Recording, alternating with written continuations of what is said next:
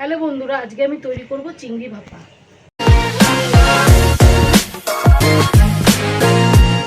আমার চিংড়ি ভাপা তৈরি করতে লাগছে পোস্ত, সাদা সর্ষে, জিরের গুঁড়ো, টক দই আর নারকেলের দুধ। আর আমি চিংড়ি মাছটা একটু লেবু রস দিয়ে মেখে রেখেছিলাম, যাতে অনেক সময় অ্যালার্জি থাকে, তো সেই অ্যালার্জিটা কেটে যায় লেবু রস দিয়ে। আর লাগবে কাঁচা লঙ্কা, লবণ, হলুদ আর তেল তো লাগবে। এবার মশলাটা তৈরি করে নেব। প্রথমে পোস্তটা ঢেলে নিয়েছি, তারপরে সাদা সর্ষেটা ঢালবো, জিরের গুঁড়োটা ঢালবো আর কাঁচা লঙ্কাটা দেবো। আর কটা কাঁচা লঙ্কা এমনি গোটা দিয়ে দেবো। আর এর মধ্যে একটু লবণ দেবো যাতে পেস্টটা ভালো হয়।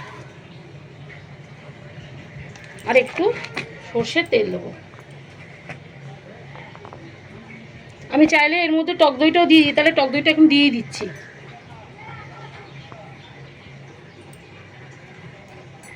এবার আমি পেস্টটা করব।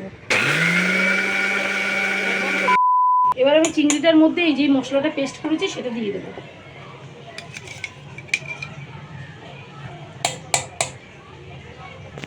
আর নারকেলের দুধটাও দিয়ে দেবো।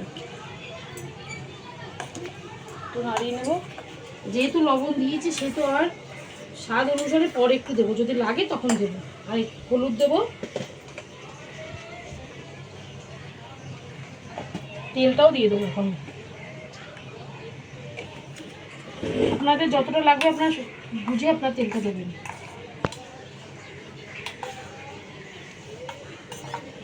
ব্যাস, এবার এটা আমি টিফিন বাটিতে করে ভাপা দেওয়া যায়, কিন্তু এটা আমি ডাইরেক্ট কড়াইতে দিয়েই করবো, ঢেকেই করবো। এটা আমি টিফিন বক্সে আর দেবো না। কড়াইতে একটু তেল দেবো, অল্প করেই দেবো, দিয়ে তেলটা দিয়ে একটু কড়াইটা নাড়িয়ে নেব। এটা একটু গরম হয়ে গেলে তারপরে এটা ঢেলে দেবো।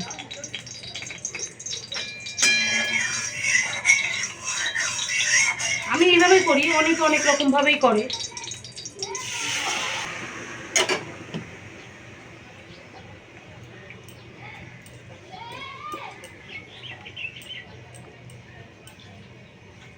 এটা একটু নাড়িয়ে দেবো, নাড়িয়ে দিয়ে লবণটা যেহেতু দিয়েছি অনেকটা, সেই জন্য একটুখানি পরে দিলেও দেবো, কিন্তু এখন দিয়ে দিচ্ছি।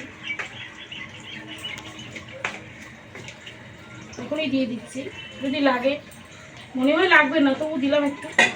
আর এই 3টে কাঁচা লঙ্কা উপর দিয়ে দিয়ে দিচ্ছি, আর উপর দিয়ে একটু তেল দিয়ে দিচ্ছি।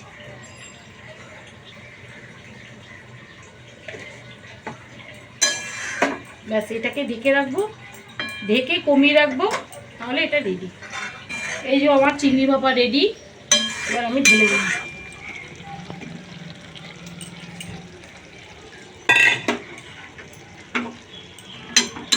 এরকমই কিন্তু শুকনো শুকনো নামাতে হবে। দেখুন কেমন তেল বেরিয়ে গেছে।